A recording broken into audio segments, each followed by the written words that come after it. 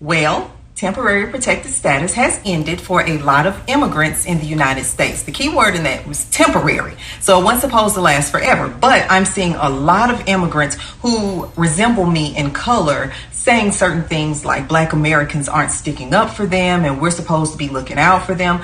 But I remember not too long ago, for many, many years and decades, y'all have always said, me no black. I know black. I know black. I'm not like black people.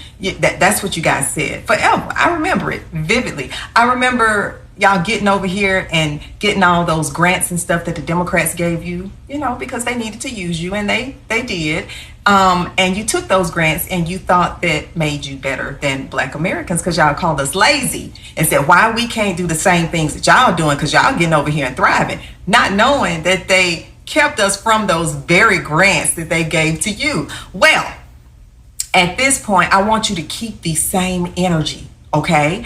I would speak up, I would fight, but I'm too lazy, remember? And also, all skin folk ain't kin folk. Y'all made sure that we knew that all of these years because you always said, me no black. I know black. Oh no, I know black. So I want y'all to keep that same energy, okay? Now that the temporary protected status, that's over, remember, I know black. It was temporary.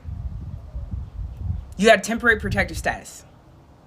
Temporary, as in not permanent, meaning for a period of time. What are we, guys, I don't get what we're all up in arms about. You guys were never citizens. You had time to get your citizenship. You had time to get your paperwork. You had time to get everything in order. And you didn't believe what the government told you. And that's on you. See, you thought that there was going to be some other law, something else that was passed to help you stay here, continue to benefit off our system. No, this administration stands on business. So with that being said, stop ostracizing Black Americans because key word in Black Americans, we are actual citizens. This is our country. This is our land. And now you expect for us to stand up for you guys when the government was very clear that you had temporary status. 15 plus years. Oh, but I had kids and now what am I going to do? You had 15 years. And in that time, you can't tell me that your life is not better than it was? No, but remember also, you guys are so quick to make sure you differentiate yourself between I'm Haitian and I'm not Black American. No, I'm Haitian. I'm not Black. I'm Haitian.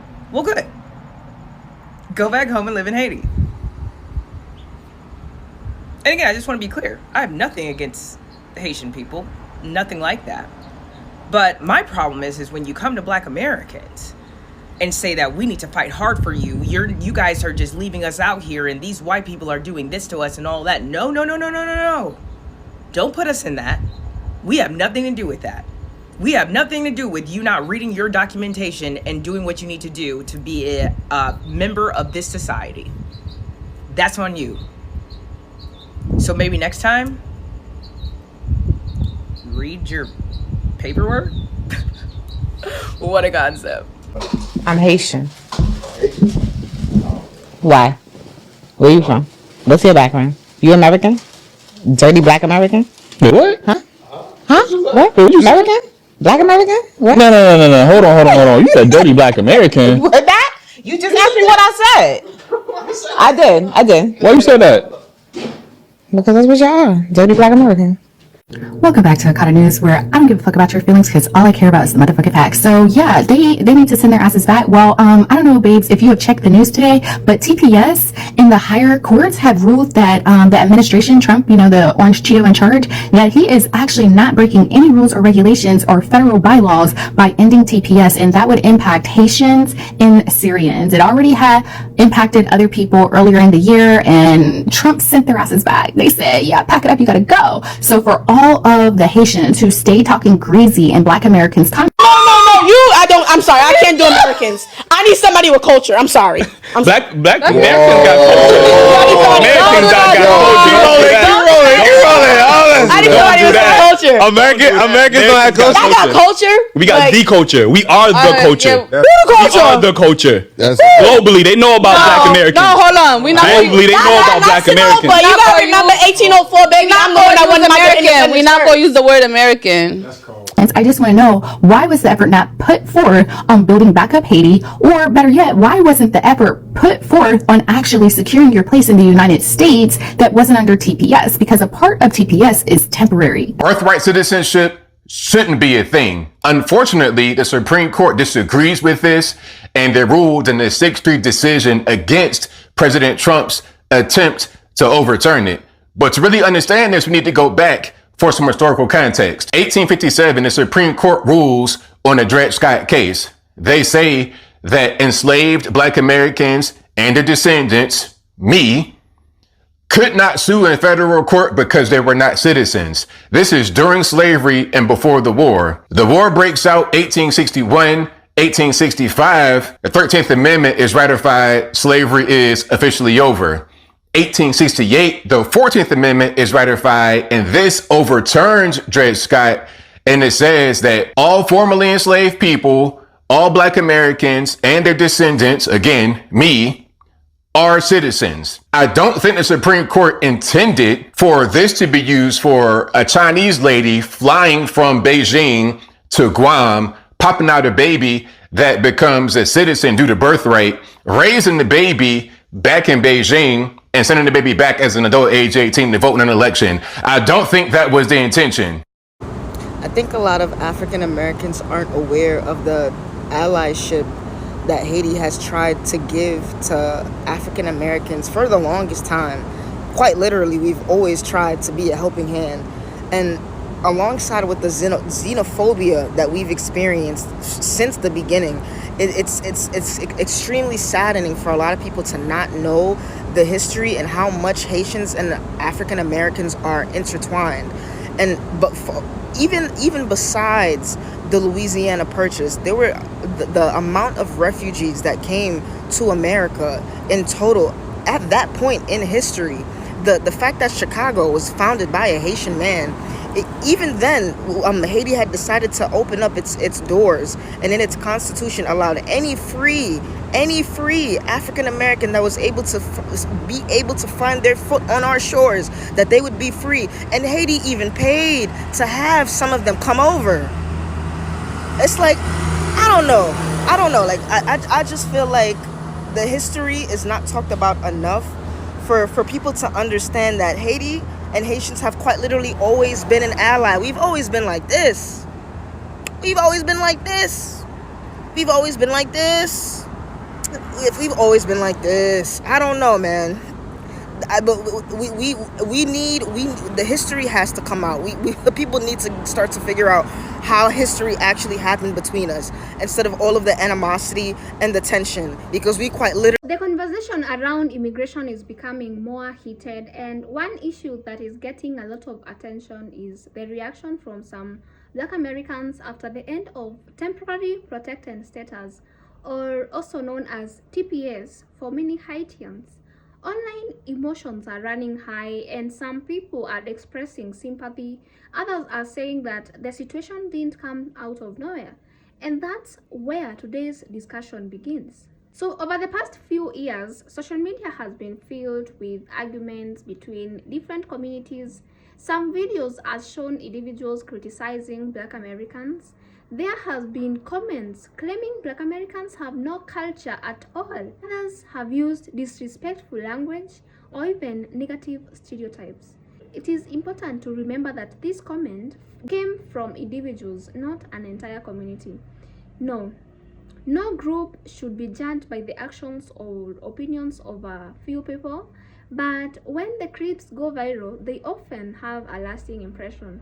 And many Black Americans say they haven't forgotten them. I got a question for all of the Haitians and Syrians. Why did you wait 15 years? Temporary means temporary. You waited 15 years, you ain't get no paperwork. You ain't try to get legal. You ain't try to get permanent residence. You ain't tried to become a citizen. You ain't get no green card. Temporary means temporary.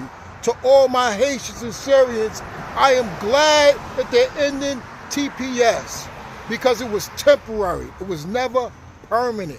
So now that immigration policies are changing, some Black Americans are responding with one message: keep that same energy. So that point is just simple. If someone spent years insulting Black Americans or even dismissing their history, they shouldn't suddenly expect support from the same people they criticized. For many, this isn't about celebrating anyone's hardship. It is about accountability. They believe respect should go both ways. One point many Black Americans raise is history.